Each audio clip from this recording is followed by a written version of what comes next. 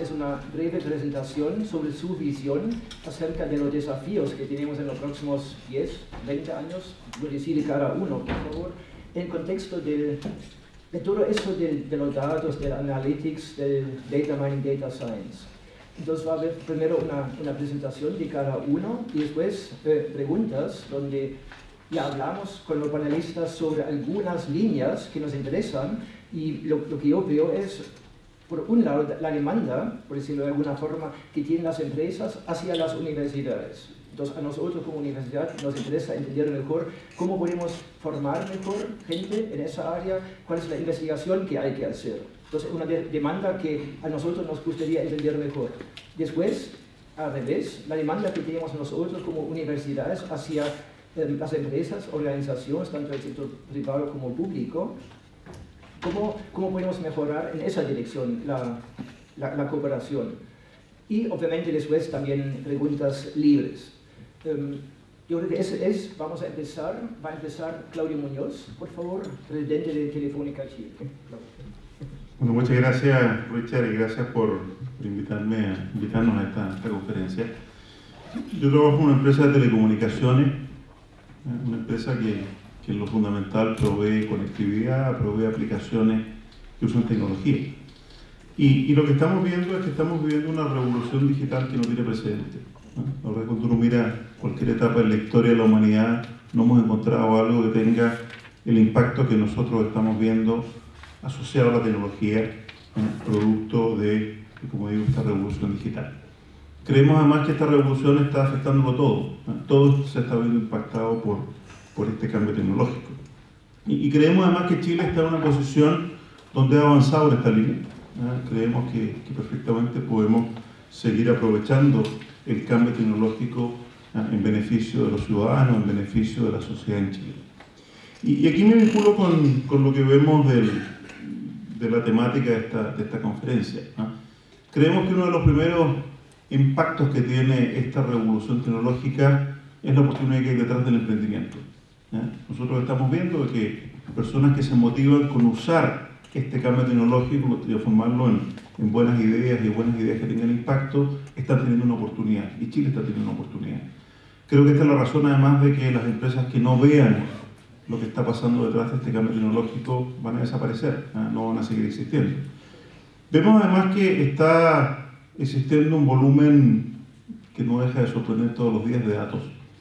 Ahora, cuando hablamos de Big Data, cuando hablamos de lo que está generando esta revolución digital, una de las cosas que sorprende son los grandes volúmenes de información. Solo por darles un dato, lo que nosotros estamos viendo en nuestras redes es que aproximadamente son 2.5 billones de gigas generados por día. El 90% de los datos que usamos hoy día han sido generados en los últimos 2 años.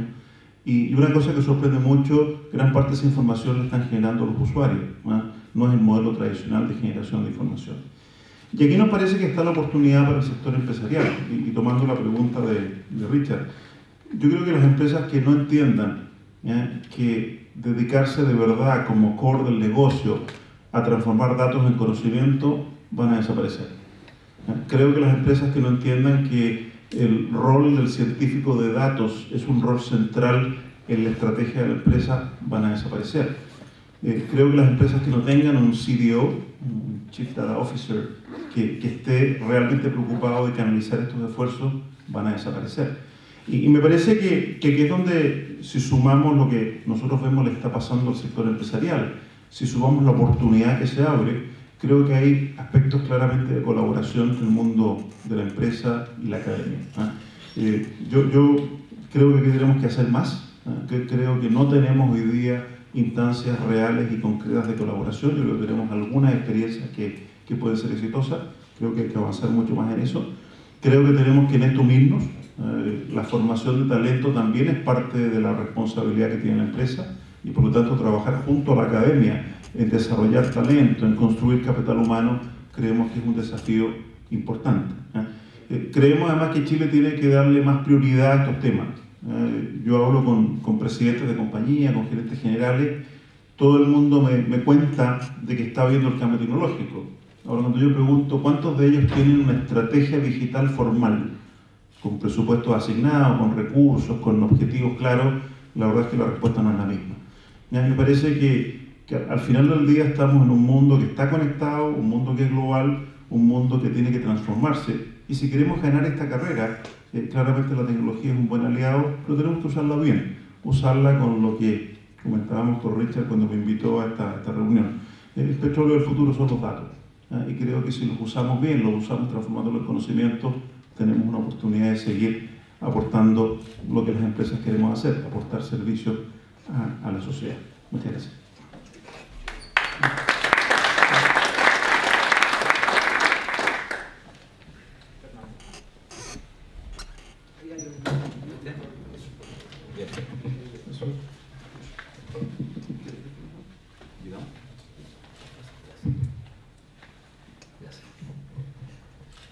Bien,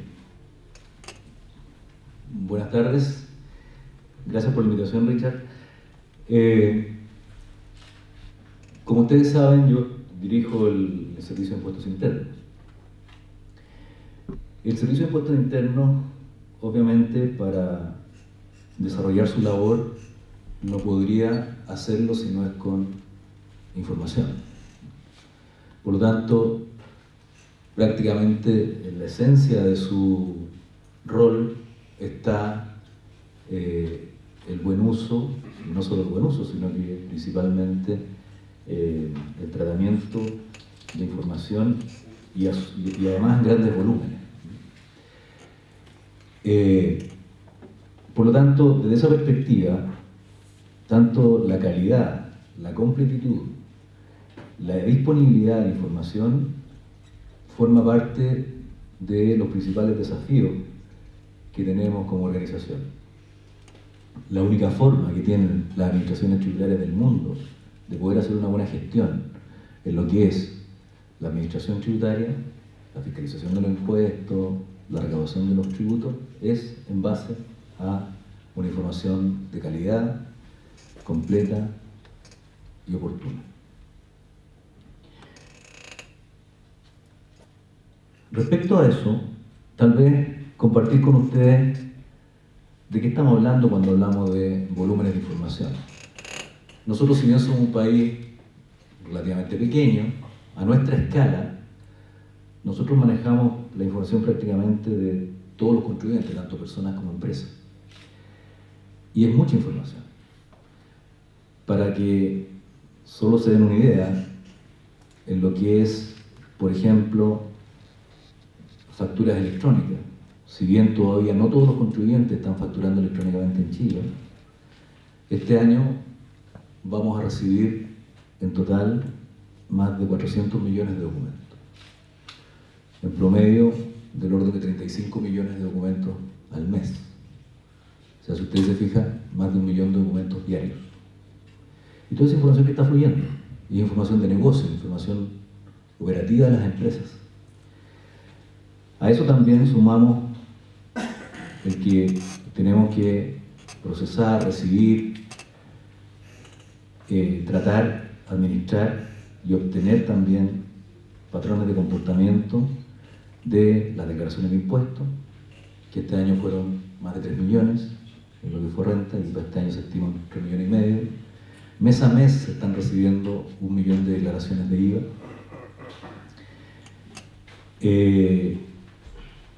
Se están recibiendo también del orden de 16,2 millones de boletas de honorarios al mes. Entonces, estamos hablando de, detrás de cada boleta, detrás de cada factura, detrás de cada declaración, de mucha información. Y de esa perspectiva, lo que nos reúne acá para nosotros es esencial. Es esencial cómo entonces, a partir de esta gran cantidad de información, a partir de esta gran cantidad de datos, nosotros somos capaces de, por ejemplo, predecir comportamientos, hacer prevención de mecanismos de fraude, estudiar también comportamientos de los contribuyentes. En definitiva, aplicar todo lo que es el Business Analytics a nuestro negocio que es la fiscalización de los impuestos. Entonces, si no fuera a través de estas herramientas, la verdad es que la gestión de nuestro organismo sería muchísimo más débil que lo que es hoy día. Entonces, para nosotros es fundamental el uso de técnicas y de herramientas como las que estamos hoy día comentando. Todos sabemos, ¿verdad?, que con Business Analytics podemos procesar cientos de miles de información, tomar muchas decisiones en tiempo real, utilizar modelos de inteligencia de negocio para predecir o estimar determinadas situaciones, y todo eso entonces nosotros lo aplicamos también en nuestra actividad. Entonces,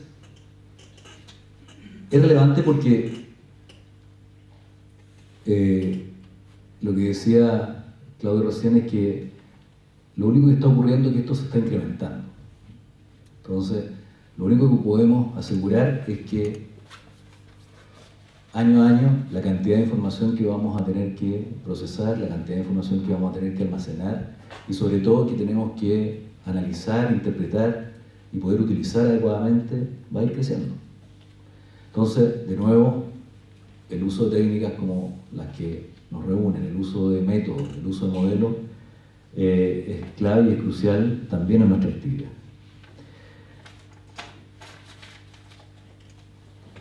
¿Qué cosas nosotros vemos que tenemos que todavía resolver o hacia la cual deberíamos avanzar en el futuro?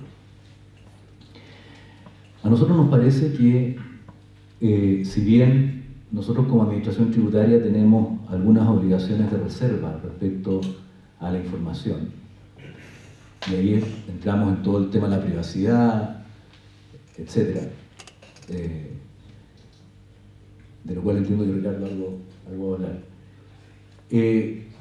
Nosotros vemos que hay un enorme potencial de toda esa información que nosotros al menos tenemos para su uso más allá de la función propia de la Administración Tributaria chilena. Nosotros vemos que hay una enorme oportunidad y un enorme potencial en hacer un uso de toda esa información que nosotros almacenamos y procesamos también para otros fines, políticas públicas principalmente, pero con una mirada más holística, con una mirada más de país, con una mirada más de Estado, si ustedes quieren. Porque ocurre que, dado como estamos estructurados, hoy día nosotros como Servicio de Impuesto Interno hacemos todo esto, pero hay otros organismos con una función tan relevante como la nuestra que, por ejemplo, no tienen esta información y muchas veces nos piden ayuda, nos piden información, nos piden que le compartamos mucha de nuestra información. Sin embargo, nosotros nos encontramos con restricciones legales, principalmente de reserva, con las cuales no podemos compartir esa información. Lo que hacemos muchas veces es ofrecerles la ayuda de procesar lo que ellos quieran obtener, y cuando podemos, obviamente, lo hacemos y le ayudamos con resultados. Pero por otro lado también vemos que hay esfuerzos de distintos organismos públicos y con mayor razón también de las empresas, en que cada uno obviamente está preocupado de hacer lo suyo, sin una mirada más holística. Y muchas veces entonces nos ocurre que le estamos requiriendo de las personas o de las empresas por distintos lados de la misma información, cuando por lo menos a nivel del Estado la información ya la tiene un organismo. Entonces, ¿para qué pedírsela más de una vez? ¿Para qué molestar a la persona o a la empresa o al contribuyente desde el punto de vista nuestro con la misma información cada vez? Entonces, yo creo que hay un desafío en el cual tenemos que avanzar hacia una mirada más global, más holística, al menos dentro del sector público. Y también, ¿por qué no decirlo, del sector privado? Entonces, si nosotros tenemos una capacidad hoy día que ya hemos desarrollado para almacenar y administrar estos volúmenes de información de los cuales estamos haciendo uso para nuestros fines, ¿por qué no también aprovechar aquello para hacer uso para otros fines? Si la información es la misma, la fuente del dato finalmente es la misma. Entonces, así como nosotros guardamos una serie de atributos asociados a un root específicamente, que tienen que ver con el uso o con el fin de nuestra labor, de nuestra función, ¿por qué no, por ejemplo, aprovechar eso mismo para colgarles otros atributos que puedan ser utilizados también con las prevenciones, qué sé yo, de reserva y de seguridad y todo aquello necesario para que también otros puedan hacer uso de lo mismo? Por ejemplo, en Chile tiene un proyecto hace bastante tiempo que es la ficha médica electrónica. Sin embargo, es un proyecto que no ha aprendido. Existen fichas médicas electrónicas, pero todavía las personas, los habitantes de este país, no tienen una ficha médica electrónica, al menos todos en el sector público, por ejemplo. Algunos están más avanzados que otros, hay clínicas privadas que lo tienen, pero que tampoco se comparten, por supuesto.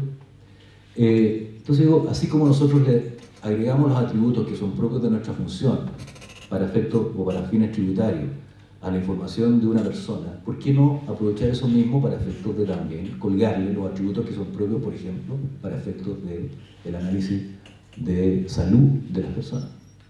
Entonces, a mí me parece que hay un desafío que es muy relevante para los próximos años y en el cual me parece que hay que avanzar. Eso además de fomentar de manera activa un país más digital, un país más inteligente, disponibilizando soluciones tecnológicas innovadoras para todos los usos, no solo para el uso tributario o no solo para un uso en particular, fomentando también la integración de servicios de datos en el país, disponibilizando o generando una política más activa de lo que son datos abiertos. Hoy día en Chile las pocas experiencias de datos abiertos que hay son todavía incipientes, y ahí también tenemos un enorme potencial, donde cómo a través de los datos abiertos también compartimos información con la ciudadanía y cómo la ciudadanía a partir del uso de los datos abiertos puede también generar mejores usos y mejores aplicaciones en beneficio de todos. Contar con sistemas inteligentes, entonces, que permitan inferir el comportamiento de las personas, no solo en el ámbito tributario, sino que también en otros ámbitos. Me parece que por ahí están principalmente los desafíos. El poder generar también modelos analíticos integrados que puedan incidir en la toma de decisiones nacionales, de políticas públicas de alcance nacional.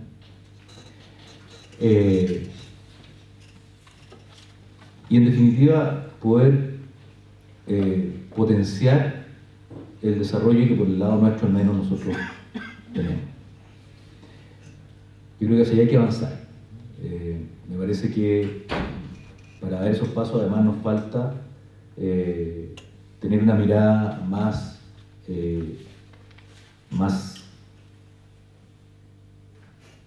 integrada de las necesidades del país.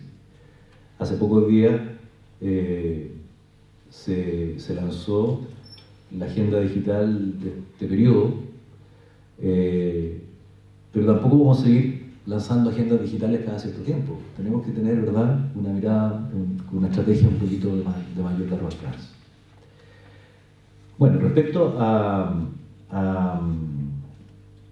lo que se nos planteaba en la relación con la academia, desde el mundo productivo, por llamarlo de alguna manera, me parece que ahí no solo tenemos oportunidades, sino que tenemos necesidades. Hoy día que hablamos de Big Data, que hablamos, pues en el almuerzo comentábamos con Ricardo los temas de Internet de las Cosas, en fin, donde la generación de información o de datos son de otros niveles, de otras escalas, me parece que todavía estamos, o tenemos que avanzar también en paralelo con infraestructura necesaria, etc. Yo pienso que tenemos que prepararnos más en eso. Y por supuesto que parte de esa preparación es también la relación entre el mundo productivo y la academia. O sea, obviamente las empresas y las instituciones públicas, en mi caso, requerimos de capital humano calificados en estos ámbitos. Y al menos yo no tengo claro que las universidades o los centros de formación estén en este minuto preparando alumnos con esas capacidades que ya están siendo demandadas por el mundo productivo. Eso, gracias.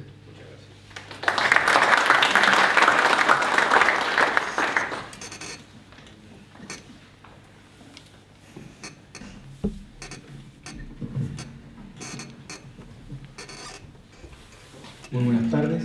Quisiera darle gracias a mi alma mater por haberme invitado. Yo quisiera partir un poco más atrás y contarle un poco. Esto es un continuo, o sea, no hay. ¿Sí? Eso no hay como discontinuidad muchas veces en la historia de la empresa, excepto que haya un cambio estratégico muy fuerte, pero en los avances tecnológicos es más difícil hacerlo cuando uno tiene legacy. Entonces quisiera contarles brevemente el camino que ha seguido BCI en esta ruta tecnológica. BCI tuvo su primer data warehouse y fue la primera compañía sudamericana al año 97. Y me acabo de enterar por el doctor Usama que escogimos la solución más cara, pero que la verdad que era la única que había, que era Teradata en esa época. Y cambiarse no es fácil. Y como todo proyecto tecnológico conlleva una serie de riesgos y nos encontramos todos. O sea, todo lo que sea, ustedes hasta 2 días saben bastante más de Big Data y la comparación con las bases de datos de los data warehouse. Pero igual me gustaría recorrer lo que pasó. Lo primero fue la importancia de la definición del modelo de datos y la carga de datos. Empezamos con 120 interfaces de distintos sistemas, que un trabajo arduo, duró como 2 años. Hoy día tenemos 300 fuentes de información que obtienen datos de distintos archivos y bases de datos de todo tipo, Sybase, Oracle, Datacom y funciona esto, no sé, la base de datos del Tandem, en fin. Y tenemos entonces un repositorio y se ha ido mejorando en el tiempo, cada vez con más recursos de personas con mucha capacidad tecnológica. Y el año 2002 empezamos un convenio con la Universidad de Chile, por eso quería contarles la historia también, que fue muy fructífero con el Departamento de Industria, en el cual participó Richard, puesto que necesitábamos un know-how para generar modelos de propensión. No teníamos hasta ese minuto buenos modelos. Fue bastante bueno, generamos los primeros modelos, se demoraron, o sea, no quiero decir cuánto se demoraron, porque comparado con Big Data es eterno, pero eran los primeros.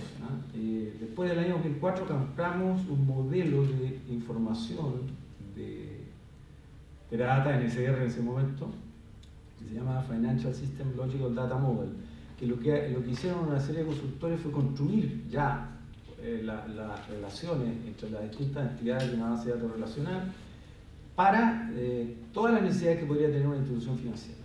Está todo amarrado, porque hay una serie de conceptos técnicos en la banca, como puede ser el concepto de transacción, el concepto de operación, el concepto de colocación, el concepto de captación, todo eso estaba ya prehecho y hicimos la migración. Y de ahí en adelante empezamos ya una construcción de modelos mucho más fuerte, con renovación de todos los modelos de provisión y de riesgo que funcionó impecablemente. Hoy día tenemos un conocimiento cliente que yo creo que es prácticamente único en el sistema financiero. No puedo opinar de la comunicación, no lo creo. Pero sí tenemos un insight muy fuerte, lo que nos ha permitido, por ejemplo, este año, si ustedes miran las cifras de la banca, se van a dar cuenta que el banco que más ha crecido en préstamo de consumo ha sido BCI, y ha sido en base a campañas de Business Intelligence y analítica. Tenemos 15 modelos predictivos comerciales para campañas, 18 macromodelos de riesgo, porque regalar plata en la calle no cuesta nada, después hay que recuperarla. Entonces, además, esas colocaciones de préstamo de consumo están hechas en personas que nos van a pagar, de las cuales conocemos la probabilidad de pérdida. ¿Qué hemos aprendido? Y si es aplicable a Big Data también. La clave no fue comprar hardware, software, puede ser caro, más barato, o el producto A, B o C, pero sino invertir mucho en talento. Y la excelencia del talento ha sido la clave de lo que hemos hecho. Hemos cometido errores, hemos tenido que cambiar 3 veces el gerente a cargo. Hoy día estamos hace tiempo ya con un gerente que realmente está teniendo unos resultados increíbles. Tener equipos de datos dedicados en las distintas áreas. Ya se ha hablado acá del tema de los datos. El tema de los datos se dice muy corto, pero es de lo más difícil que puede tener una organización, porque cuando uno tiene multiplicidad de aplicaciones de legacy, departamentales, especializadas en finanzas, en distintas partes, un cliente está definido de 5, 6, 7 maneras distintas. La filial de fondos mutuos lo tiene definido distinto probablemente que el banco. Entonces, unificar una visión del cliente común no es fácil. Y adicionalmente a eso hay errores. Errores, direcciones que están mal, teléfonos que están mal, hasta los grupos de repente pueden tener errores. Entonces tenemos un Chief Data Officer hace tiempo ya que está encargado de la depuración, compra datos, hace cruces, se preocupa de que cambien las aplicaciones que ensucian los datos o que duplican los datos o que modifican los datos de forma inadvertida, porque en una empresa compleja como un banco eso pasa. Y estamos avanzando en esto. Ahora, hacia el futuro, ¿qué queremos hacer? Y ahí podemos, después si quieren, le doy más tips de lo que hemos hecho. Pero, hacia el futuro tenemos un proyecto de banco digital, no lo hemos conversado, pero sí lo teníamos con recursos asignados, con un plan de trabajo difícil, ambicioso, y que considera Big Data. O sea, no hemos considerado Big Data como un proyecto en sí, sino como parte de una digitalización del banco. ¿Y por qué? Porque nosotros tenemos la visión de que los bancos, el sistema financiero va a ser móvil, o sea, va a estar en el smartphone.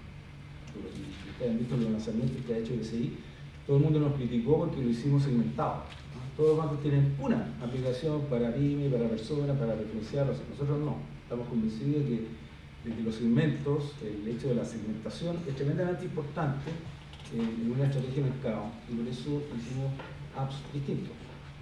Entonces cada cliente, dependiendo del segmento en que esté, tiene una solución.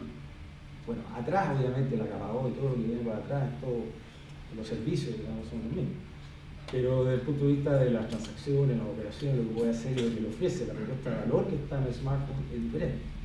O sea, hoy día una pyme puede descontar una factura en el smartphone, pero una persona no. Y obvio que tener todo junto no hacía mucho sentido. En esta digitalización, en la punta, es tremendamente importante la personalización, el poder hacer ofertas, que eso lo estamos haciendo hoy día en el Data Warehouse, pero batch. Y colocamos la propensión de compra en las estaciones de los ejecutivos en el call center. Lo que queremos es llevar esto mismo, pero real time, al smartphone del cliente. Y para eso tenemos que personalizarlo más, incluir la locación, o sea, el GPS, digamos, dónde está la persona, y empezar a usar los modelos Big Data que aquí habrán mostrado distintos ejemplos para ser más exitoso en ofrecerle una ventaja comparativa. Hoy día Bank of America, por ejemplo, tiene en su tarjeta de crédito este tipo de soluciones, y lo que hace son ofertas con descuento y llevan la cuenta de cuál es el volumen en millones de dólares que han ahorrado a sus clientes por estas ofertas que hacen con descuento. Llevan el acumulativo de cuál es, mientras más descuentos y mientras más gasto le ahorran a sus clientes, más exitoso consigan ese proyecto. Por lo tanto, a futuro vemos Big Data, en nuestro caso, totalmente ligado a la digitalización, pero con un proyecto obviamente tecnológico separado, puesto que la data no cumple con todas las cosas que han visto aquí. Tener herramientas de Advanced Analytics y Data Discovery es totalmente diferente a los modelos que tenemos hoy día. hay una mayor orientación externa a incorporar información de la nube, de las redes sociales, y complementar, justamente al revés de lo que decía Usama en la mañana, de que Yahoo tiene toda la información social del cliente, pero no sabe nada de cómo se llama, nada. Nosotros los bancos somos todo lo contrario. Sabemos exactamente el estado de situación, las propiedades, bueno, en fin, una serie de información personal, pero no tenemos información social. No sabemos el hobby, muchas veces no sabemos cuántos hijos tiene, dónde va, dónde viaja, de repente por la tarjeta de crédito uno lo puede ver, pero usar.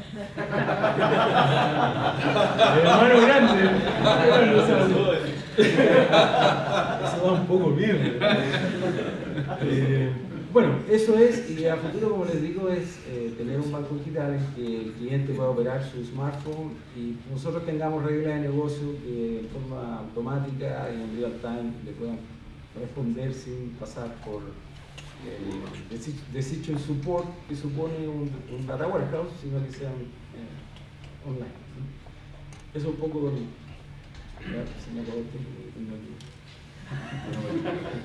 Así que bueno, después podemos seguir conversando. Muchas gracias.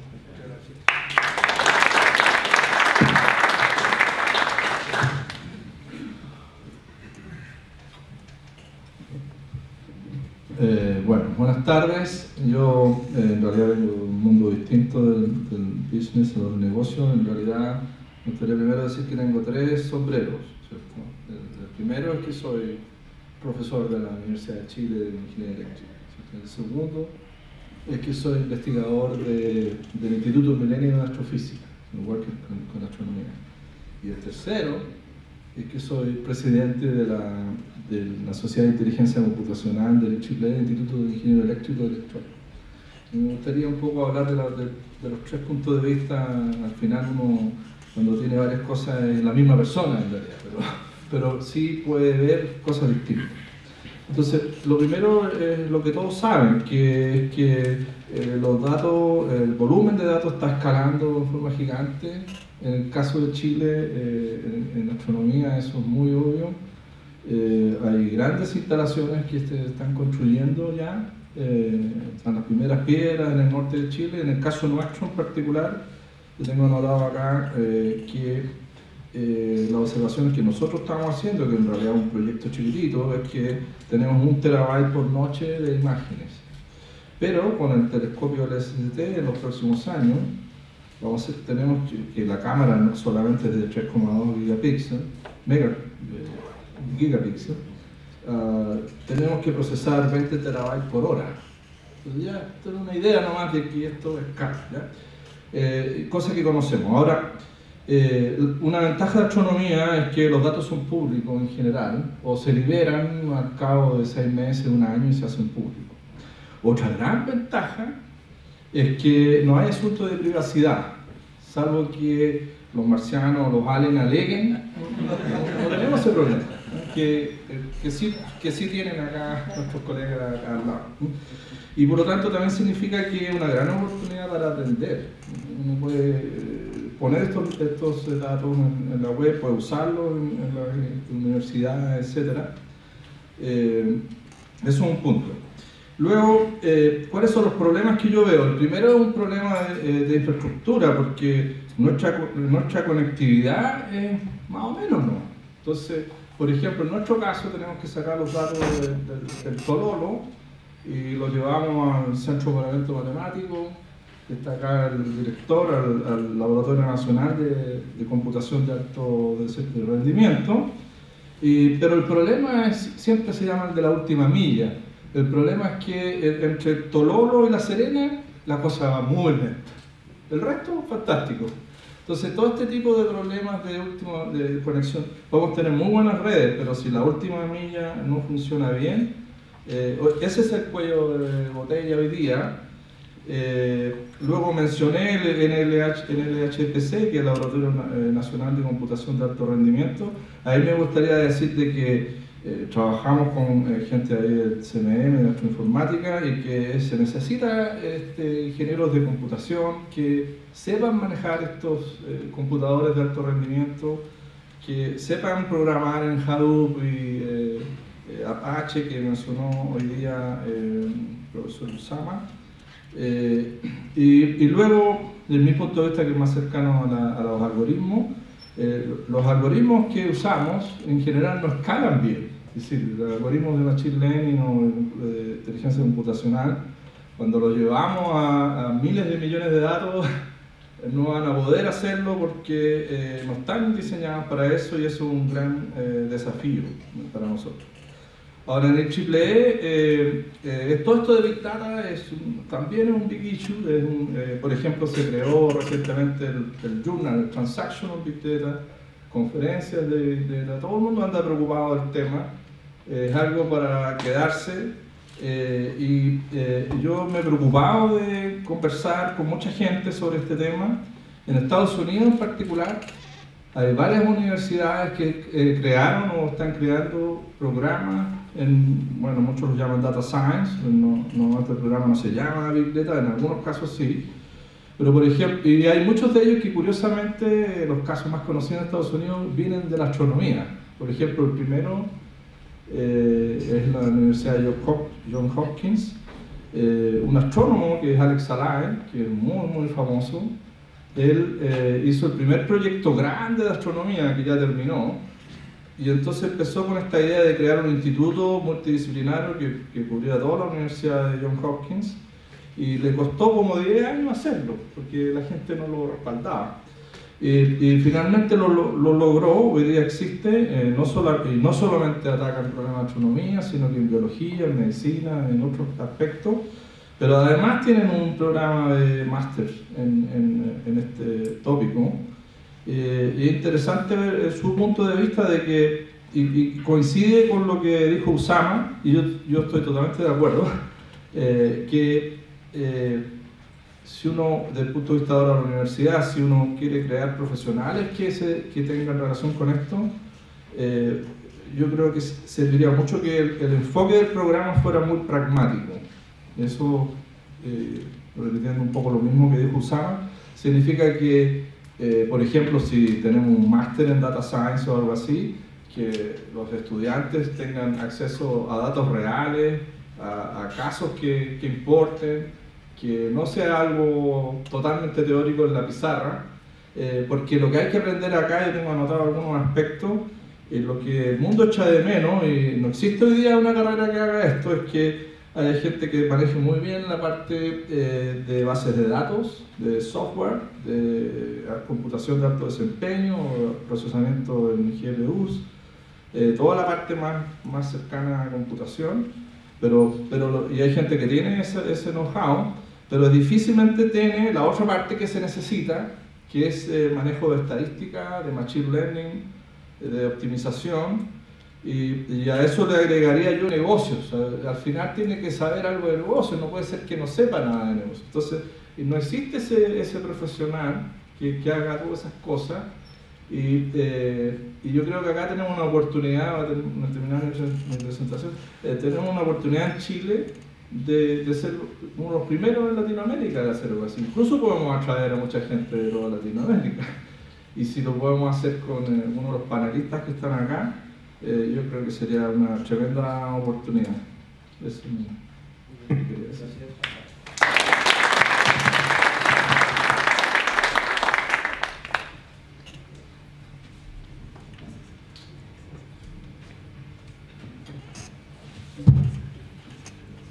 Gracias Richard por la invitación de estar en este panel y con gente que conozco hace muchos años. Me gustaría hablar de dos cosas. Uno, tal vez para contarle un poco cuál es la experiencia de estar en una compañía de internet que tiene que usar Big Data desde el comienzo, es decir, nace con Big Data porque si no, no existe. Hoy en día Yahoo tiene como 1.000 millones de usuarios únicos al mes. Y les recuerdo que 1 billón no son 1.000 millones en el castellano y la gente lo sigue usando mal. Y si pueden imaginar cuántas transacciones, digamos, de HTTP o de otras que uno puede registrar en todos los logs que tenemos de navegación, consulta, todos los sitios web como finanzas, deporte, noticias, etc. es una cantidad gigantesca, es decir, tenemos que almacenar, procesar, tal como decía Pablo en su ejemplo de astronomía, que es más grande que el de Yahoo. Lo que pasa es que esto sí queda en línea, porque hay gente que está esperando al otro lado, por ejemplo, para poder recibir el resultado de una consulta o ver publicidad asociada a un contenido, muy rápido. Es decir, generamos fácilmente decenas de petabytes al día y nos gustaría poder procesarlos en un día, si no estamos atrasados. Y eso es casi imposible. Así que los problemas no solamente son cómo manejar muchos datos, sino cuáles datos ver, es decir, cuáles mirar, cómo filtrar, cómo mostrar. Por ejemplo, muchas veces los problemas que yo he visto es porque el muestreo de los datos es incorrecto. Y ahí empieza todo mal para adelante, no se dieron cuenta. Esos son los temas que voy a tocar en mi charla más rato. Todos los secos que hay en los datos. Y hay problemas que son más complicados. Por ejemplo, yo empecé trabajando en el buscador y el buscador es un tema difícil porque son muchos datos y hay muchas páginas buenas. Pero si uno encuentra páginas que son bastante buenas, las personas están felices.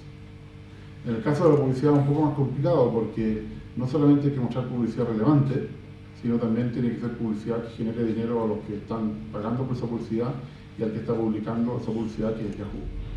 Y eso es difícil porque la correlación en la práctica es casi cero. Es decir, no hay correlación entre los avisos relevantes y los buenos avisos. Eso es interesante. Por supuesto hay de los dos, pero justamente para esta persona uno querría mostrarle pero no relevante, ¿no? Porque sí, todo el mundo hace clic, todo el mundo le gusta, aunque tal vez no es lo que la persona quiere. Y eso es interesante, es decir, muestra la diversidad, la calidad de la publicidad que hay en Internet. Y bueno, el problema principal ahí es la escalabilidad.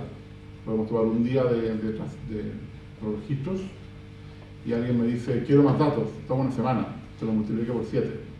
Por supuesto, el algoritmo no es lineal y el tiempo se multiplica no por 7, sino por 100, porque tal vez si es cuadrático es peor. También quiero mencionar eso en mi charla, qué podemos hacer en esos casos. Cuando te digo, mira, una semana no puedes procesarlo, ¿qué pasa si te doy un mes?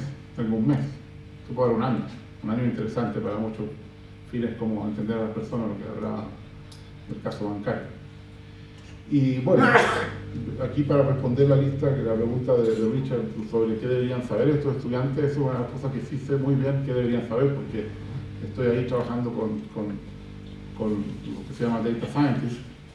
La mayoría tiene un doctorado en computación, pero por supuesto uno quiere que sepan primero sobre algoritmos, ¿no? Y por supuesto quieren entender MapReduce y saber usar herramientas como MapReduce y Spark, que les han hablado ahí, y otras muchas más que hay sobre estas plataformas. Luego tienen que saber todo lo que es procesar datos. Significa minería de datos, significa entender cuál es la diferencia entre clasificar y agregar, o en inglés classify o clustering. Por supuesto, aprendizaje automático, machine learning. Y ahora todo casi lo hacemos usando deep learning. Eso ya lo habló otras personas en el mismo congreso. Y eso sí que es casi lo obligado, lo primero que preguntamos. ¿Sabe machine learning? No, lo siento. O sea, no tenemos tiempo para enseñarles. Así que no se puede perder ese tiempo. Y después hay temas muy importantes que tienen que ver con deep learning aplicado a, por ejemplo, texto. Ya se mencionó hoy día que el texto, aunque no son los datos más grandes, son los datos más interesantes desde el punto de vista de lo que uno puede entender de semántica. Y eso es lo tema que voy a hablar en mi charla. Pero, por ejemplo, que sepan algo de procesamiento de lenguaje natural. Después está todo el tema que tiene que ver con la frontera con la economía y la computación. Es decir, que entiendan un poco de teoría de juegos, de cómo hacer subastas, de un poco de calificación y por supuesto algo muy importante que se llama A/B testing, cómo hacer experimentos a escala muy grande con personas para probar distintas cosas, ya sea nuevos productos, nuevas formas de hacer las cosas, verificar hipótesis, etc. Y demostrar que esos experimentos son realmente experimentos controlados y correctos.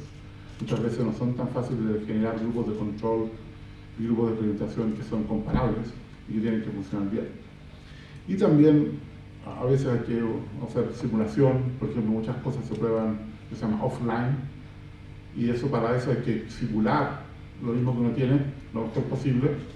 Es imposible simular en internet, es muy difícil, Más difícil es simular a las personas, porque quién sabe lo que van a hacer. Pero lo intentamos y por lo menos decir bueno, parece que esto funciona en este conjunto de datos, como si fuera un conjunto de datos estático de personas ficticias que hicieron esto. Esta nueva idea funciona mejor que la que tenemos.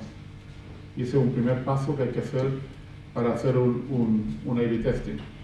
Es decir, darle 1% de tráfico a cualquier idea es muy peligroso, porque eso significa perder 1% de la ganancia. Así que hay que verificar primero offline que lo que uno está haciendo tiene algún sentido, y si se ve que es mejor en el caso estático, bueno, ahí se prueba con tráfico real. Yo creo que eso es lo más importante que hay que hacer.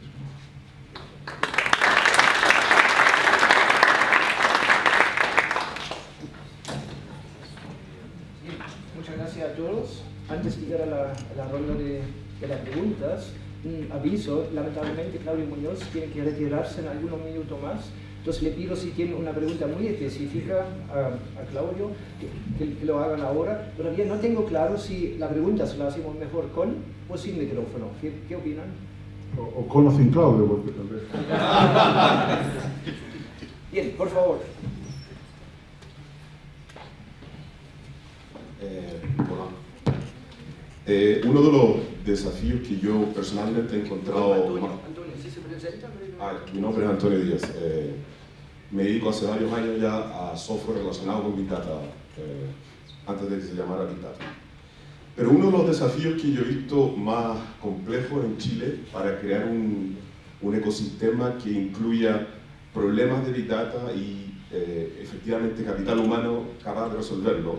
De hecho, surgió hace 3 o 4 años, que un comportamiento más bien raro es que antes era muy difícil que a los chilenos los contrataran en Silicon Valley. Y en mi experiencia ahora, cada vez que formamos a alguien en Big Data, la probabilidad de que lo contraten dentro de los 6 siguientes meses es extremadamente alta. Por lo tanto, dentro de ese ecosistema, me da la impresión de que desafíos como los de Netflix, en los cuales ellos llanamente abrieron su base de datos respecto a cuál era el mejor algoritmo que ellos tenían de recomendación. Y yo creo que es un parámetro común en todos los que están sentados ahí. Yahoo le gustaría tener un mejor algoritmo para predecir quiénes hacen clic en los ads. Servicio de Impuesto Interno le encantaría tener un algoritmo que le permita decir cuáles son las propensiones de evasión según algún tipo de cliente. El BCI le encantaría saber cuáles son los clientes más propensos a hacer un clic en un correo electrónico y comprar. Telefónica le encantaría saber a quién le podría ofrecer un plan y hacer un upgrade de datos. Y a Pablo estoy seguro que le encantaría hacer Champion Challenger respecto a la tecnología que tienen ustedes hoy día de cómo predecir una supernova, ¿no? En ese ámbito, el desafío es que de parte de ustedes, que son parte de la industria, es también abrir los datos en forma mucho más pública y mucho más abierta. Y no solo a través de las universidades, pero también a través del mercado. Hay un montón de empresas que estarían dispuestas a participar en cada uno de esos desafíos y tratar de ofrecerles mejor tecnología. Lo que yo he visto es que Chile es un buen comprador de tecnología empaquetada, es un muy mal comprador de tecnología específica para resolver problemas. No sé cuál es la opinión de ustedes respecto a eso.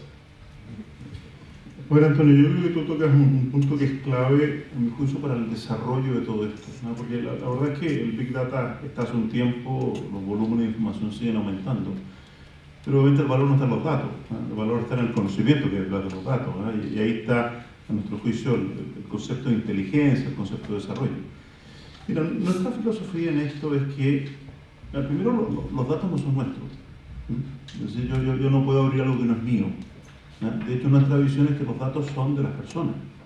De hecho, nosotros somos una compañía que en esencia lo que hacemos es facilitamos que esos datos circulen, facilitamos que esos datos se usen. Y de hecho, nuestra visión tiene que ver con nuestro rol, es cómo le ayudamos al consumidor a que use de la mejor forma esa información. Y aquí es donde aparece la lógica de el desarrollo de aplicaciones. Todos nuestros esfuerzos de innovación están en la lógica de innovación abierta. Invitamos a las ideas y buscamos apoyar esas ideas para traducirlos en aplicaciones concretas. Ahora, yo creo que este es un debate que requiere un ordenamiento, o sea, que creo que la sociedad va a tener que avanzar en definir ciertos estándares de no solo privacidad, que al final ya estamos hablando de temas éticos, temas de cuidado, digamos, de la identidad de las personas, Creo que vamos a tener que conciliar los datos de las personas con los datos abiertos públicos, y ahí comparto muy bien lo que dice Fernando. Yo creo que hay una fuente de valor importante en utilizar información pública y utilizarla justamente para generar conocimiento. Creo que Chile además ha dado pasos que son importantes. Chile fue uno de los primeros países del mundo en lanzar una ley de neutralidad de red, que creo que es un elemento que ayuda justamente a cómo avanzar en esto. Pero me quiero aprovechar de tu pregunta para decirte una preocupación previa que yo creo que vamos a resolver bien el tema de los datos. Yo creo que las empresas tenemos que hacer un cambio de switch aquí, y tiene que ver con lo que hablamos de talento. Probablemente en algún tiempo las empresas hicimos el supuesto que cuando necesitáramos talento lo íbamos a buscar y lo encontrábamos. Y yo creo que ese supuesto ya no existe más. Yo creo que las empresas nos tenemos que involucrar en la formación de los talentos que usan esta vorágine de información. Me gusta mucho lo que dices tú, Pablo. Yo sugeriría que las empresas habláramos de verdad en cómo nos involucramos en el proceso de la creación de capital humano. Es curioso lo que pasa. A mí me gusta la experiencia alemana, por ejemplo, en la educación dual, donde vemos que en la formación de técnicos, esos técnicos usan algunos días de su semana trabajando dentro de las empresas. Yo me pregunto, ¿por qué no podemos tener un modelo dual en la universidad? Donde efectivamente en la formación de talento, de capital humano, estemos muy conectados, donde yo creo se va a utilizar de parte importante ese talento y ese conocimiento.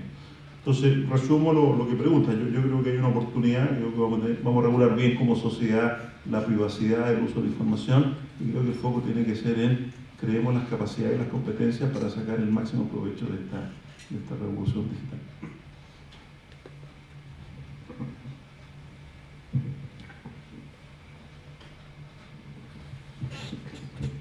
Yo quiero tocar otro tema que creo que está en tu pregunta. Es algo que yo creo que es endémico no solo de Chile, sino de toda Latinoamérica, casi un poco de España, que nadie es profeta en su tierra. Y eso es un problema que tenemos muy grave, porque parece que si uno llega a Silicon Valley por fin sabe, cuando está en Chile no sabe. Como que hay un cambio ahí, una función, escalón, y cuando uno sale del avión, usa la frontera, ya se convierte en otra persona. Y eso pasa mucho menos fuera. O sea, por ejemplo, Silicon Valley está lleno de todas las oficinas nacionales del mundo, y no importa dónde vengan, porque tienen por votar que sean buenos, que demuestren que por ejemplo pueden programar bien, o que pueden hacer un buen plan de negocios, o que pueden tener una interesante estrategia de venta, etc. Yo creo que eso deberíamos hacerlo más en Chile, no mirar, digamos, creernos un poco más lo que tenemos, pero no solamente en el fútbol, porque creo que ahí lo vemos en el camino equivocado, sino realmente decir, tenemos capacidades, son pocas, somos un país pequeño, pero tenemos esas capacidades y tenemos que aprovecharlas. Hay mucha gente buena, tanto en la industria chilena como en las universidades chilenas, que podrían estar haciendo cosas muy interesantes en la industria, sobre todo en ese tema, que es muy abstracto, el tema de los Big Data, y posiblemente, como decía Antonio, estamos a veces usando tecnología mucho más cara, como la que compró el BCI en su momento, porque no había otra, tal vez se podía hacer de otra manera. Las cosas que se han hecho aquí en Chile son muy buenas. Por ejemplo, si pensamos en algunas soluciones tecnológicas que se han hecho en Chile, en otros países no existen. Redbank es mucho más eficiente que la mayoría de los sistemas de cajeros del mundo. Es una sola para todos los bancos, o sea, como eficiencia de recursos y de infraestructura es mucho mejor que esto, etc. O sea, lograr esos consensos en la industria y poder usar, por ejemplo, talento nacional, y eso es lo que falta por hacer. Y cuesta cambiarlo, pero yo creo que hay que hacerlo, si no, no vamos a cambiar de tipo de país.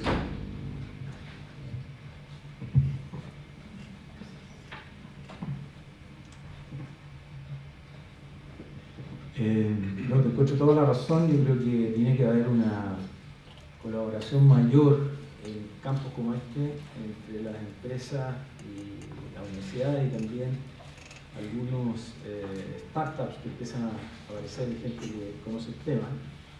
La visión que hay de la sociedad, que toda la generación milenio va a tener su propio negocio futuro, la mayor parte de ellos van a operar de forma remota, no van a estar en una oficina, o sea, para allá vamos.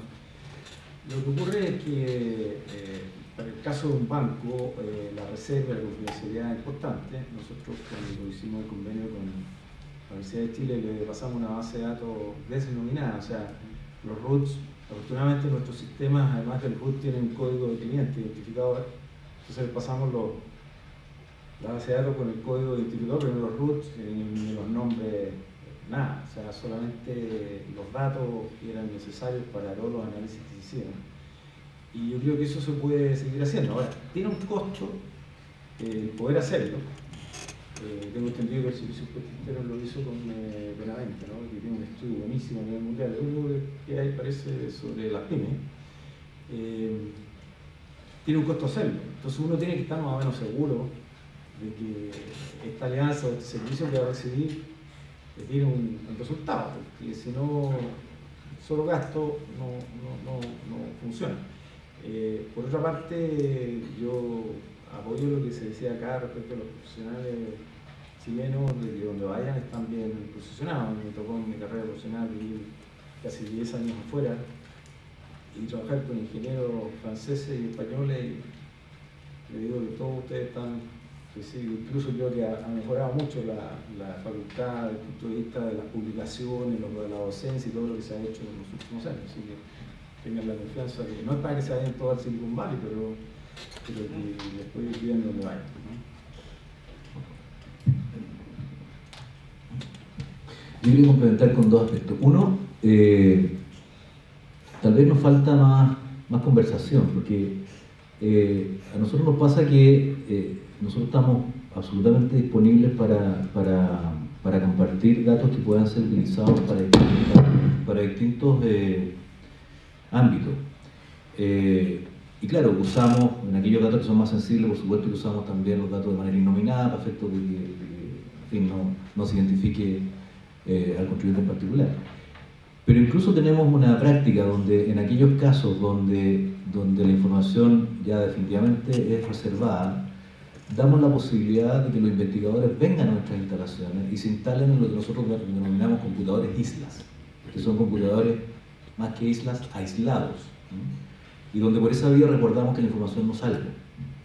Pero hay cómo hacer cosas, ¿eh? Y hay algunos que, como tú señalabas bien, han aprovechado eso y han generado productos bien interesantes, que incluso te lo venden. Entonces yo creo que existe eso, tal vez hay que difundirlo más, en fin, es parte tal vez de lo que nos falta en términos de poder complementar mejor el trabajo académico con el trabajo productivo. Eso por un lado. Ahora, respecto a lo que tú señalabas, Antonio, de que las empresas, organizaciones prefieren soluciones empaquetadas, yo en mi experiencia no tengo una preferencia, ¿no? Sí, lamentablemente he tenido malas experiencias con soluciones no empaquetadas. Y creo que por ahí puede estar el tema. Porque de pronto ocurre que con soluciones a la medida que son extraordinarias, fantásticas, de clase mundial, al rato te quedas sin soporte, te quedas sin servicio o sin actualización. Y eso uno no se lo puede permitir. ¿Te fijas? Entonces yo creo que ahí hay un tema que hay que trabajar con la industria, ¿no? En términos de que ciertas soluciones que de pronto, mira, incluso en la experiencia nuestra, lo que fueron las declaraciones de renta por internet desde el comienzo, estoy hablando hace más de 10 años ya, nosotros incluso, por la relación que tenemos con las administraciones tributarias de todo el mundo, propiciábamos incluso que las empresas tecnológicas que nos habían ayudado en estos desarrollos empaquetaran esa solución y que la vendieran y que la exportaran, ¿no? Venían, las administraciones tributarias del mundo venían a ver esto acá, ¿no? Como una cosa rara que habíamos hecho en Chile, y eso no tuvo éxito, ¿no? ¿Por qué? No sé, pero yo creo que sería bueno analizarlo y ver dónde estuvo el error respecto de no repetirlo, ¿no? Entonces, yo creo que ahí hay un tema. Entonces, a lo mejor, tal vez, tomando las experiencias de afuera, y Ricardo nos puede contar mucho, yo de pronto tú te vas afuera, o en Silicon Valley, o en otro lugar, y de pronto soluciones que son pequeñísimas, pero están súper bien empaquetadas en términos de venta, de soporte, de servicio, y al final eso es lo relevante. Por una organización al menos, al final eso termina siendo mucho más relevante que la solución en sí misma. Es cómo tú puedes mantenerla, soportarla, actualizarla, y creo que por ahí puede estar el tema. Me gustaría hacer un comentario a algo que dijeron antes, mientras Pablo no. con cuidado que anonimizar los datos lamentablemente no es suficiente. Voy a mostrar dos ejemplos, los dos primeros ejemplos que hubieron en la historia de los problemas de privacidad con los datos Big Data. Pero si tú me das suficientes transacciones, por ejemplo, bancarias de una persona, puedo deducir dónde vive y otras cosas, y al final, cruzando datos, voy a encontrar quién es. Así que hay que tener mucho cuidado con esto, porque inclusive eso es complicado y es un tema que es abierto. Es decir, cruzando suficientes datos en el mundo, puedo identificar a todo el mundo. Por ejemplo, en Estados Unidos, el famoso paper sobre K-anonymity de Sony, básicamente identificó 87% de la población en un país que no hay carnet de identidad. Así que es una ilusión que uno no tiene carnet de identidad privado. Yo quería hacer un comentario que, bueno, yo hice mi doctorado en Japón y cuando llegué allá me sorprendí de que la cantidad de industria que hay, industria pesada de todo tipo, la parte electrónica, etc. Entonces, como buen ingeniero, en mi cabeza era, bueno, Chile tiene que pasar a la segunda fase, la fase de industrialización. Y eso hace varios años atrás. Y me acuerdo haberle preguntado a un economista en la Universidad Católica muy conocido, bueno, ¿cuándo viene esta revolución industrial, industrialización? Y la respuesta de este gran economista fue, ¿para qué? Si Chile tiene la materia prima y tiene los servicios, y con eso va a crecer al 5 o 7% por 20, 30 años. No necesitamos la industrialización. Y no sé si es una oportunidad perdida o no, yo creo que sí, pero hay gente que puede creer que no. Y entonces, mi analogía es qué va a pasar con esto de Big Data. O sea, vamos de nuevo a perder una oportunidad. Yo creo que Chile tiene una gran ventaja de que la posición de la ingeniería en la sociedad es muy alta. Y no es así ni en Estados Unidos, ni en Inglaterra, ni en muchos países. Porque la palabra engineer en inglés viene de engine, que es una máquina, un motor. Por lo tanto, en Estados Unidos el profesional número uno es el abogado, no es el ingeniero. En cambio en Chile el ingeniero tiene una muy buena posición. Tenemos una muy buena posición. Viene de ingenio, ¿no? Viene exactamente, viene de ingenio, entonces, ahora, eso, aquí voy, que tenemos buenas escuelas de ingeniería. Aquí se ha dicho que nuestros alumnos pueden ir a Silicon Valley, y yo puedo dar constancia de eso. Muchos de nuestros alumnos han ido a Silicon Valley, no solo ahora, sino que hace muchos años atrás también. Y entonces, mi pregunta es, teniendo buenas escuelas de ingeniería, viene esta gran revolución, tenemos una oportunidad no solo para nuestro país, yo creo que podemos tener una muy buena posición, al menos en Latinoamérica. No sé si Brasil, porque Brasil es realmente grande, digamos. Pero por lo menos en Latinoamérica podríamos tener una muy buena posición en este tema, pero para eso necesitamos aliarnos. Es decir, por ejemplo, es ridículo que alguien piense que no, porque es de la Católica o porque es de la Universidad de los Andes. Todavía hay algo de esa mentalidad que es totalmente absurda, porque somos muy pocos y esos poquitos tenemos que unirnos. Entonces eso era mi comentario. ¿Hay más preguntas?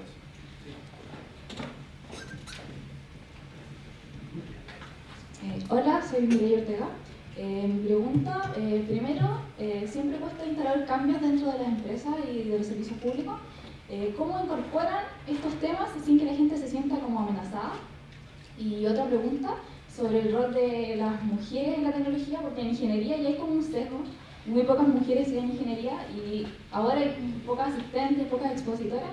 Entonces, ¿cómo ven el rol de las mujeres en estos temas? Y si creen si es deber como de alguien motivar eso, si es de las universidades o de las empresas, porque sé que la Telefónica tiene como algo de niñas en tecnología de la información y cómo les ha funcionado eso. Mira, yo creo que, obviamente, el cambio, las empresas estamos obligadas a cambiar, a diferencia de lo que pasaba algunos años, donde la visión era, yo entro a una empresa, voy a vivir mucho tiempo en esa empresa y no voy a hacer mucho más que trabajar ahí. Yo creo que esa visión ha cambiado, ¿no? De hecho, las estadísticas demuestran que la vida media de las empresas es cada vez más corta. Y creo que si a esto le suma justamente lo que hemos hablado acá, digamos, Big Data, cambio tecnológico, la necesidad de cambiar tiene que ver con supervivencia. Ahora, ¿cómo nuestra experiencia en esto? Al final lo que cambian son las personas.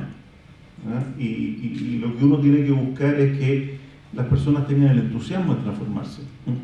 Una cosa que a nosotros nos ha ayudado es hablar mucho de que esto no es un problema, es una oportunidad.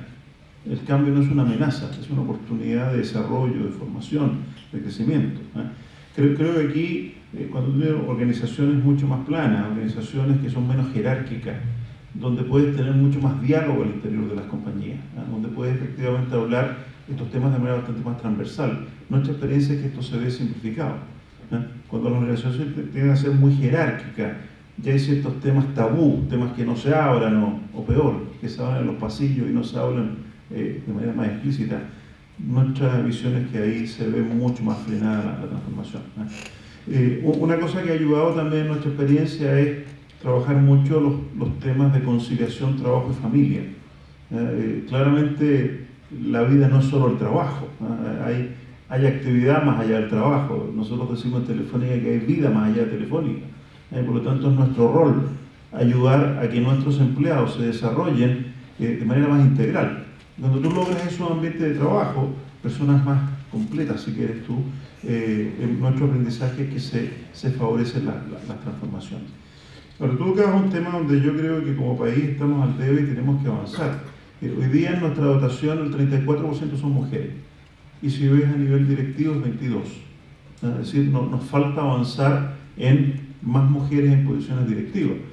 Chile, si uno cuenta mujeres y hombres, 51% son mujeres, por lo tanto, a priori, desde el punto de vista de talento, no habría ninguna razón para no tener situaciones mucho más equilibradas en los colectivos de las empresas. Pero eso nos cuesta, eso no pasa. Si tú miras los directorios, estamos aún más atrás. En nuestro caso es 6% la participación de mujeres en el directorio de la compañía. Entonces creo que aquí tenemos un desafío que a nuestro juicio tiene que ver con diversidad, tiene que ver con inclusión, tiene que ver con cómo entendemos que los talentos están distribuidos en la población y parte de la habilidad es incorporarlos y usarlos. Creo que tenemos que seguir avanzando. Afortunadamente creo que en particular el tema de la mujer está tomando bastante más fuerza, es más tema, lo estamos instalando mejor en la sociedad y creo que es una buena señal.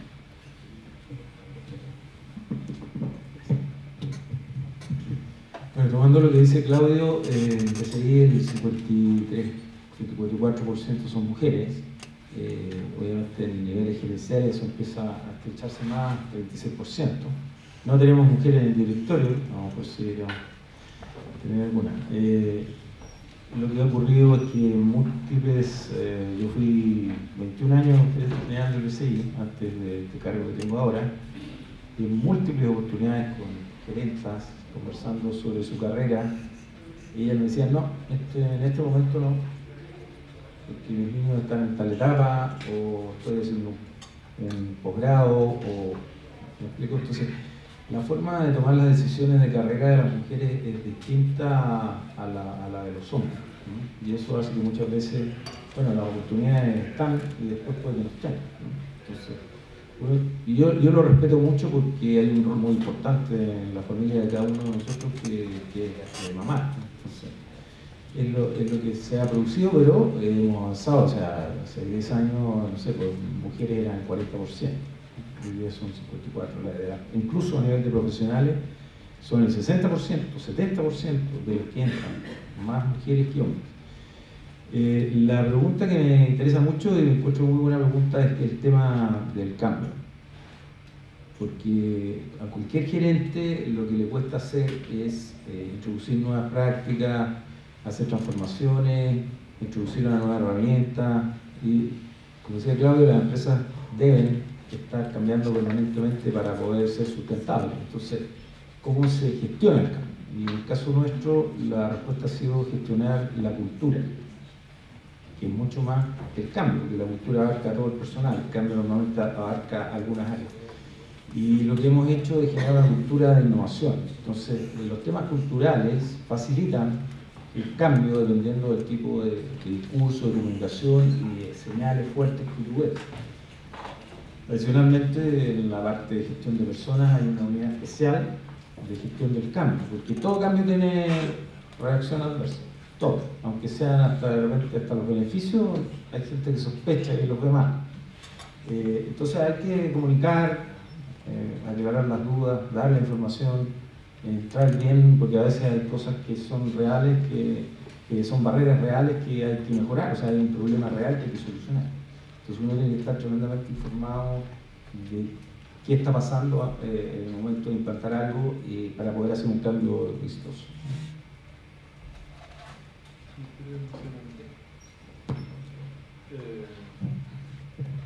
¿No? Ya. A lo mejor es discutible, pero yo pienso que esto no se resuelve solo. El tema de la mujer en la empresa, en la sociedad. Y otros países han tomado esto con una discriminación positiva.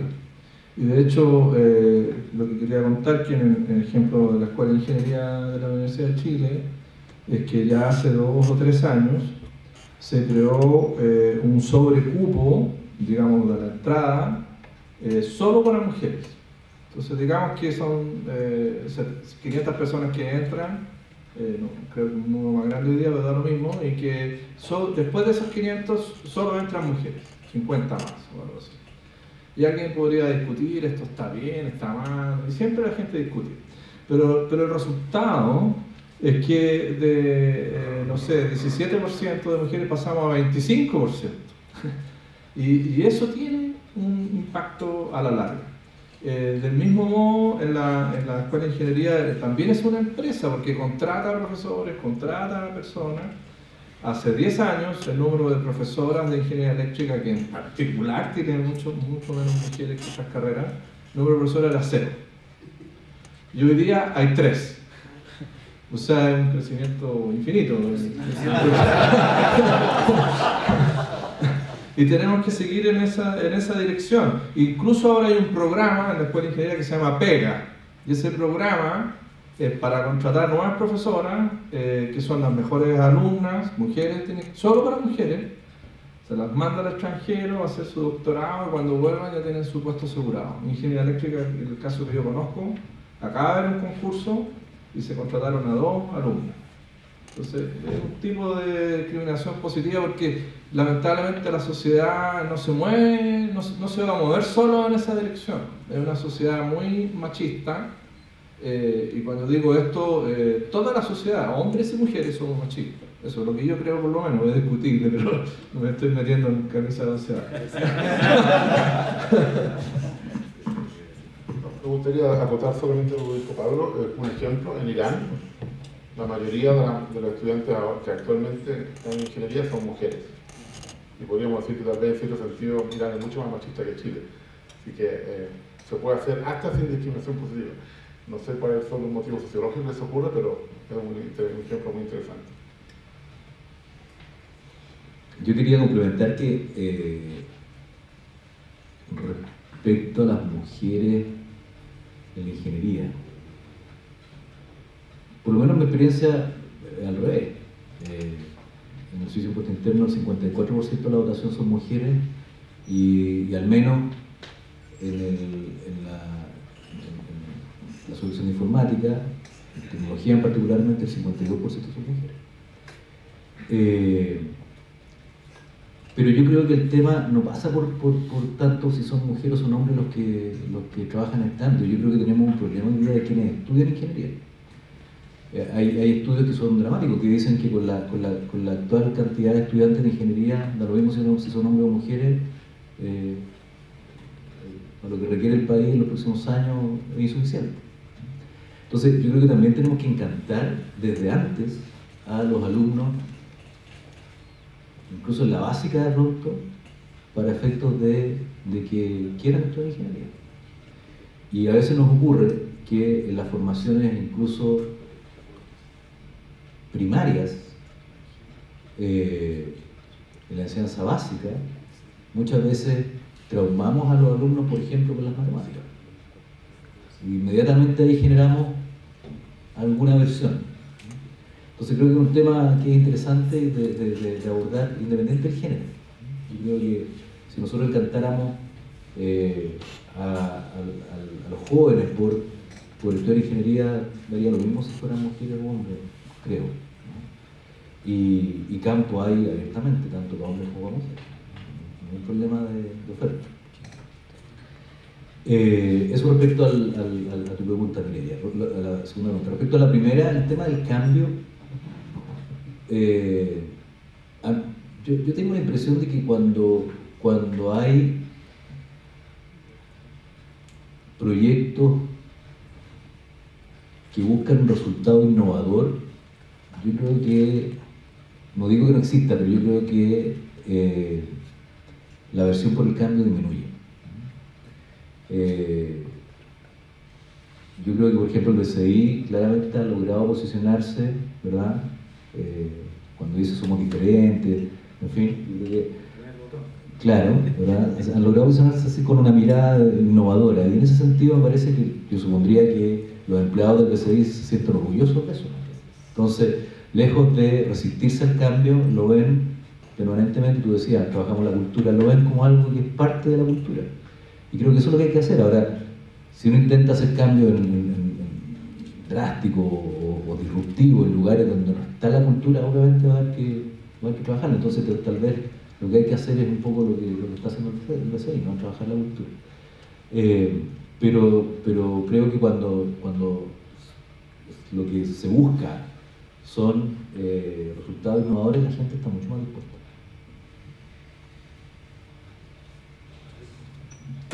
Sobre ese punto, otra pregunta, Marcela. Marcela, eso lo preparamos. Gracias. Yo tengo una pregunta que no tiene que ver con género, pero me gustó mucho la pregunta anterior y las respuestas en un ambiente de cambio. Entre paréntesis, mi nombre es Marcela Morizaga, soy del 10% de profesoras que hay en la Facultad de Ingeniería de la Chile, que estamos aumentando. Mi pregunta tiene que ver con cómo ven ustedes la inserción de profesionales con el grado de doctor a la industria. Hoy día hay una gran cantidad de profesionales de formación, de especialistas en temas de data science, por ejemplo en el doctorado de sistemas complejos en la Universidad de Chile, pero también afuera, de gente que se ha ido con becas Chile. Y esas personas están volviendo, y lo que yo veo es que están siendo más bien acogidos por ahora por las universidades, principalmente por las universidades privadas, ¿no es cierto?, que había un campo ahí, que había espacio.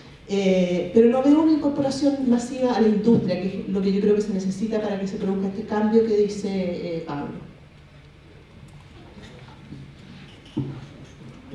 La verdad que a nivel de la industria hay bastante ignorancia de lo que está hablando tú, ¿no? O sea, nosotros hacemos recruitment niveles más bajos, llegamos hasta MBA.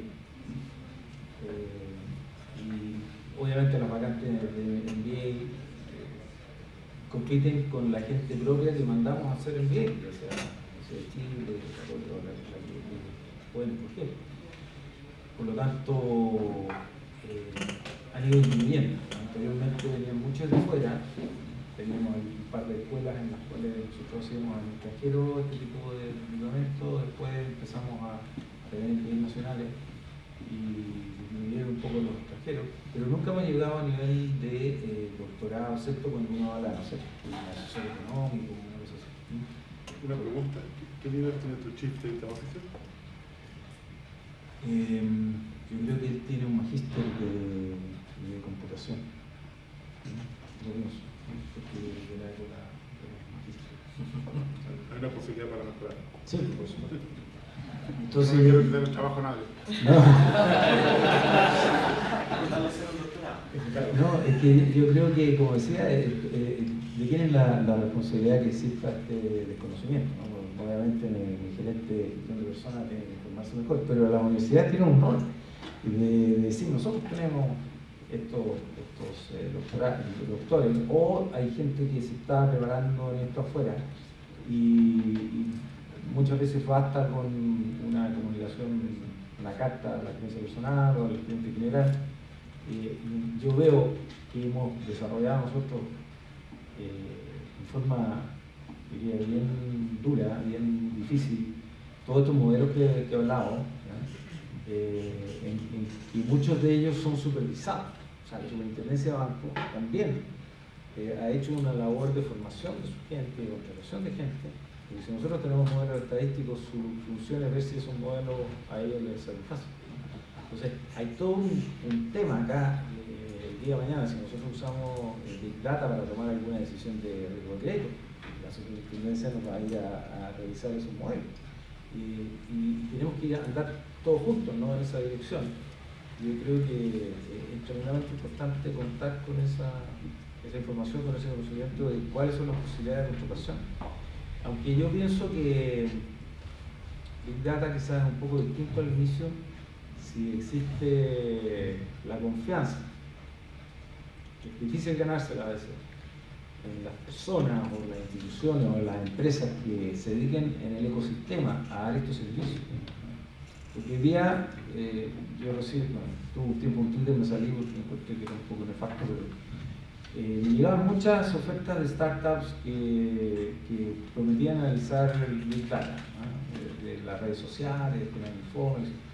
Uno no sabe quién está tratando, y para un banco es muy importante la reputación.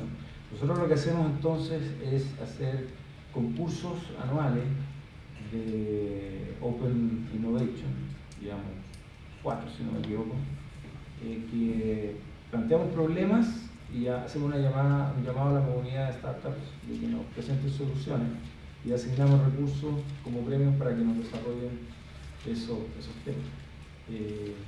Y hay un campo tremendamente abierto. En Estados Unidos funciona así. O sea, Big Data, todo lo que está alrededor de marketing, CRM, Google, son servicios que uno puede controlar en forma abierta, no necesita tenerlo in-house. Y yo creo que por ahí podría ser, porque, como decía, empezamos con el departamento de industria, pero fue una consultoría separada del departamento de industria, pero bajo el alero de la reputación de la facultad. Por nuestra parte, Marcela, nosotros lo que hacemos en nuestro proceso de selección es que le damos puntaje al nivel académico. Entonces, de esa perspectiva, por supuesto que quien tiene estudio de doctorado tiene una ventaja respecto al puntaje en esa variable. Sin embargo, no nos ha ido bien. No hemos tenido alguno que otro postulante, más bien, pero muy escaso, muy escaso. ¿Pero teníamos puestos de nivel de doctorado? Sí, claro, por supuesto. Entonces, no sé, a lo mejor no es atractivo para la persona que está recién doctorándose. Tal vez deberíamos analizar más en conjunto el tema, ¿no? Pero sí, efectivamente, nosotros somos conscientes de que hoy día hay una gran cantidad de profesionales doctorándose en muy buenos lugares.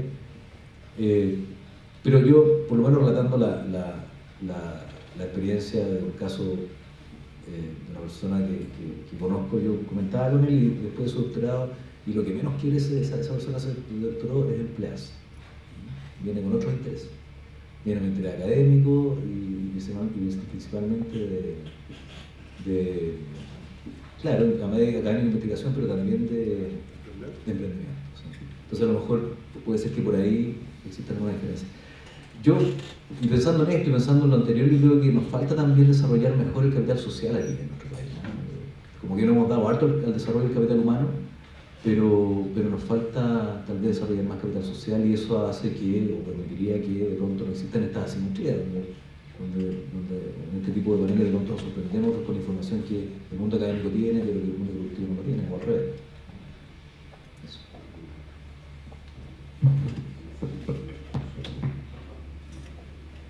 Sí, a mí me gustaría complementar lo que dijo Fernando, porque yo creo que es un tema cultural al final, y que parte de esto está en que, bueno, en todo el mundo también existe un poco esto, pero en Chile en particular la industria y la universidad están bastante separadas. Entonces, nosotros tenemos en el programa de doctorado en ingeniería eléctrica más de 50 alumnos, es un programa grande.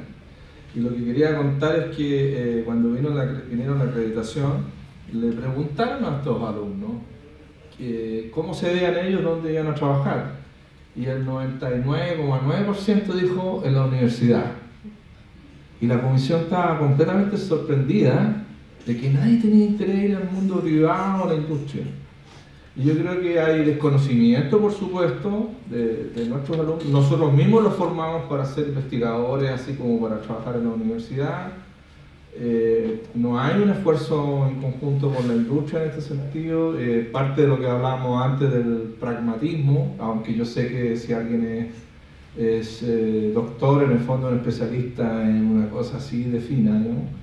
Pero de todas maneras la parte del pragmatismo no está a veces, digamos, y por otro lado hay una desconexión con la industria, que no es el caso de una empresa como Yahoo, porque ellos, digamos, obviamente posiblemente la gran mayoría de ingenieros que tienen son doctores, y algunos de nuestros alumnos se van a ese tipo de empresa, por supuesto, pero acá en Chile yo creo que habría que entrar a conversar y tener porque tenemos que resolver este problema, porque en parte están los 2000 o más becas Chile que están obligados a volver además.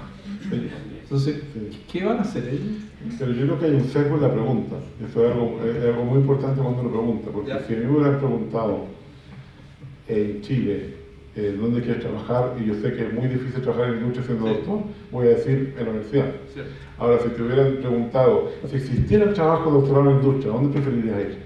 La pregunta es muy distinta. Y recuerden, cada vez que se hace una encuesta, ya la respuesta está cerrada por la pregunta. Y uno se olvida de eso. ¿Ya? Así que uno podría cambiar la pregunta. Podemos cambiar los supuestos de la pregunta para decir lo que a mí realmente me gustaría hacer. Buena pregunta.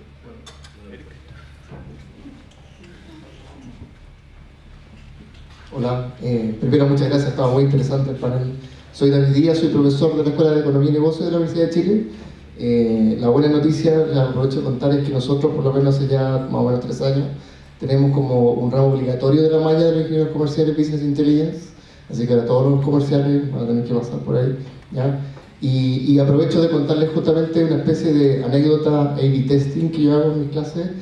Antes de empezar a hablar de algoritmos de Machine Learning, lo primero que hago es, por ejemplo, mostrarles un resultado de un análisis que debería ser suficientemente simple de entender, clustering, por ejemplo, a alumnos que ya están casi en cuarto, a punto de egresar, y les digo, tomen una decisión, interpreten, ¿qué harían ustedes como decisión de negocio?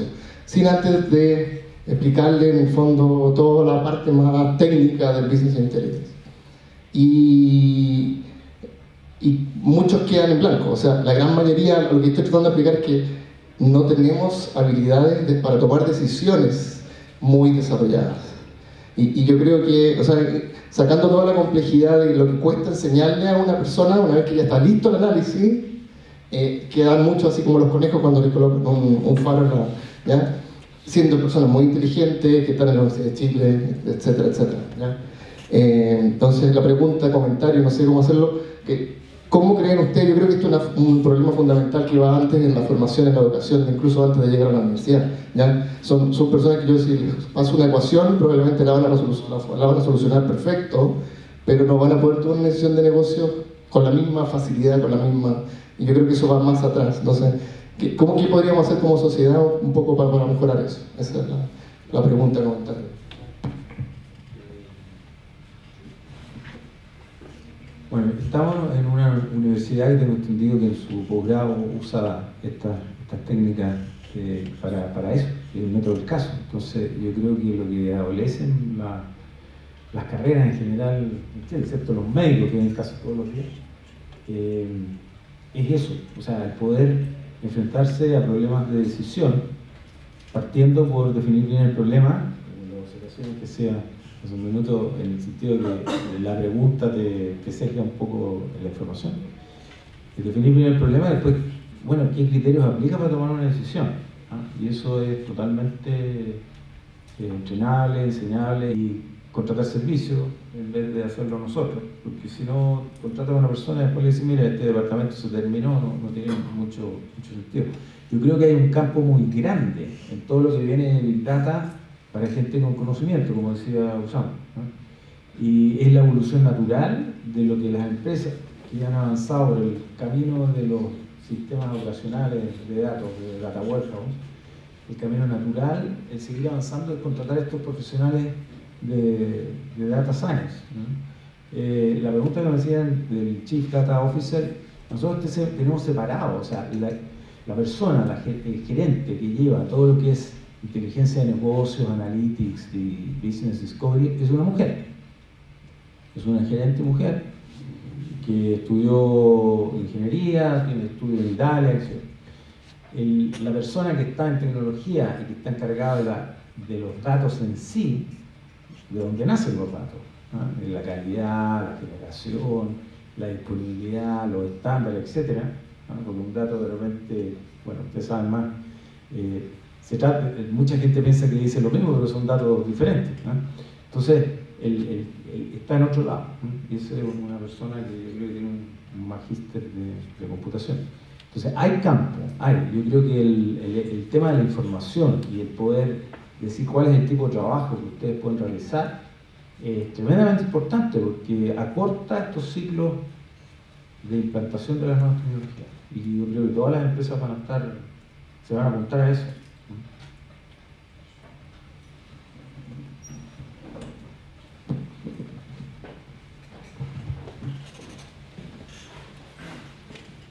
Mira, yo creo que en general existe el paradigma de que en el sector productivo chileno se hace poca investigación.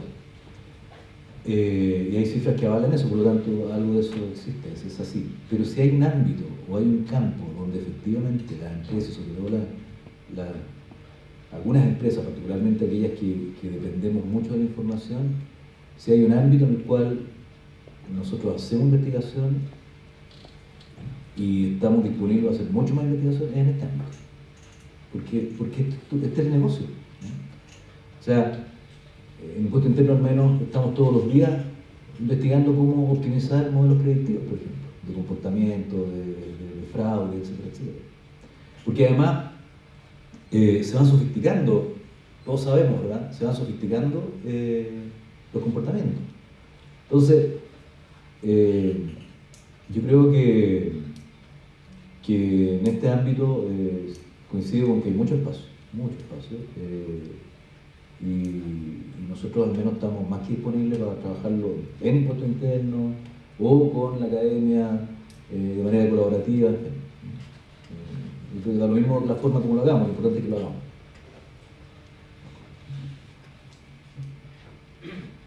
¿Hay algún otro comentario sobre ese tema? Todavía tenemos tiempo para una pregunta específica particular. La última. Hola, yo soy Oscar Romero, soy gerente de tecnología de una mediana empresa. Mi pregunta es de vuelta al lado de la tecnología, por ahí se habló de una presentación de la avalancha de datos, utilizando el mismo término de avalancha de oportunidades cloud en la nube.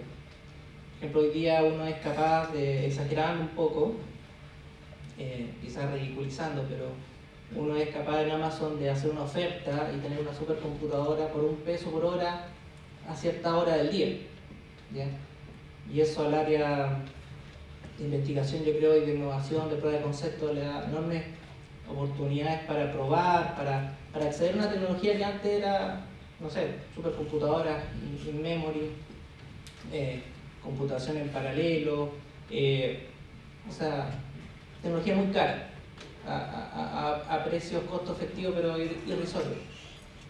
Ahora cuando uno se va a la empresa, cuando uno tiene participa en una mediana empresa, uno es como que dirige una lancha, uno se puede mover. Cuando uno está en una empresa más grande es como más titánico. Uno trata de aprovechar esta oportunidad de infraestructura. Y la pregunta era, ¿cómo ustedes han logrado aprovechar estas oportunidades cloud de infraestructura o qué experiencia han tenido en tratar de aprovechar esa oportunidad tan costo efectiva cuando uno ya tiene in-house data center establecidos, soluciones empaquetadas, legados? ¿Cómo han podido aprovechar si es que han tenido esa experiencia?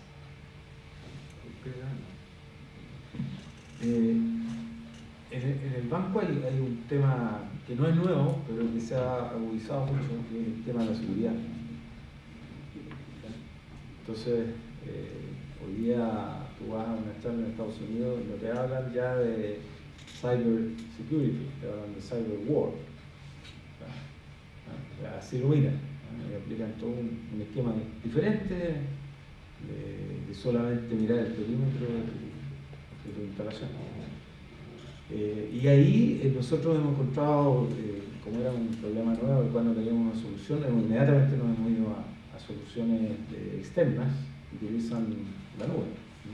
Entonces la capacidad, hablemos de una forma muy coloquial, de bombardeo que tienen esas instalaciones para echar abajo las páginas que nos están atacando, es enorme. O sea, no existe a nivel mundial una capacidad igual. Entonces los tipos que están tratando de atacar a nosotros invertir en eso para poder hacer lo mismo costaría carísimo. Entonces contratamos el servicio, como dices tú, por el momento que se necesita, y hacemos que se caigan todos los sitios que nos están tratando de echar abajo a nosotros. Y eso ha sido tremendamente exitoso. O sea, es un ejemplo concreto. Pero no hemos llegado a procesar en múltiples granjas a nivel del mundo de servidores en cloud, porque hay una regulación y nos queda puesta la superintendencia, en la cual dice que para procesar afuera necesitamos un permiso especial. Tenemos que tener las aplicaciones aquí y además respaldadas, entonces no es fácil. Nosotros en lo que es core business no hemos incursionado en la nube. Hemos incursionado en aquellas cosas que son más bien periféricas. Lo que es, por supuesto, temas de ofimática, o productividad de escritorio, mail, ahí sí. Y en temas de investigación también. Pero lo que es el core de nuestro negocio no hemos incursionado en nubes públicas al menos.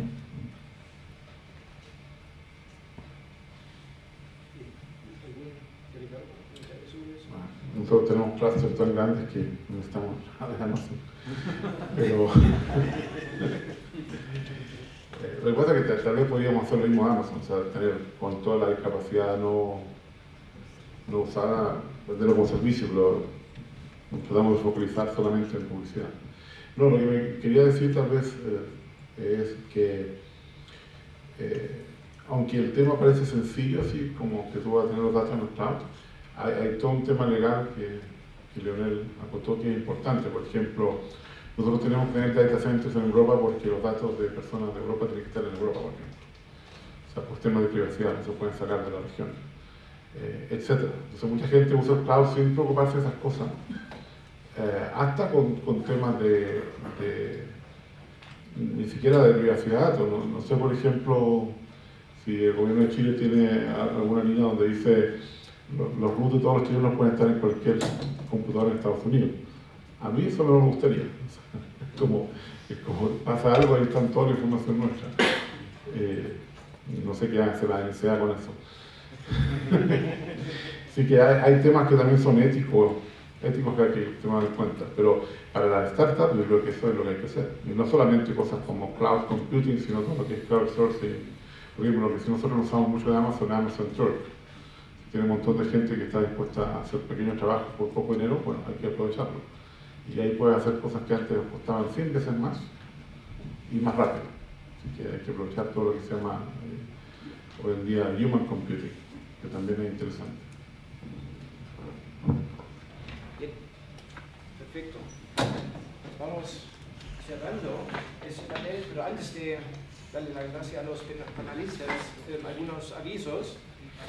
Primero, y eso tiene relación con el tema del panel, con Pablo y otro colega, estamos ahora diseñando un magíster en el tema de Data Science en la Facultad de Ingeniería, y que va a ser un magíster, gracias, no de un departamento, sino con un magíster transversal en toda la facultad. Entonces ahí esperamos responder un poco a esa demanda que existe en el área. Lo otro que me gustaría decir es, bueno, también dar la gracia a los dos proveedores de herramientas que tenemos en esa conferencia, que están aquí presentes: Steven Kressel, si puede seguir la mano por favor, y Cristian Figueroa de SAS, Steven Kressel de Bismarck.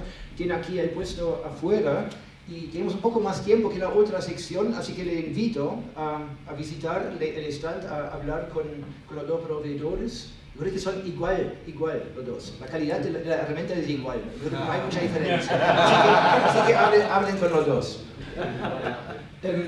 Oficialmente la pausa va a empezar a las 16:30 y le pregunta a Sebastián, posiblemente podemos adelantarlo un poco, lo vemos. ¿Sí? Bien. Y después, por último, como aviso, empezamos después de la pausa a las 17 horas con la presentación de Ricardo Baeza Yates, Vice President Investigación de Yahoo, con una charla sobre Big Data y calidad de datos. ¿Correcto? Sí. Y va a profundizar algunos de los temas que mencionó durante su presentación ahora acá. Y eso es lo que quería decir. Sebastián, ¿algo más? ¿Se me quedó en el tintero? O sea, que no podemos adelantar el break, pero puede, porque todavía quedan 3 presentaciones en la sala HC02, pero el que quiera ir... Exactamente, hay charlas en la otra sala, así que ustedes tienen el programa, pueden ver ahora, aprovechar el tiempo hasta la pausa y ver las charlas en esa sala. Bien, con eso vamos a cerrar ese panel. Muy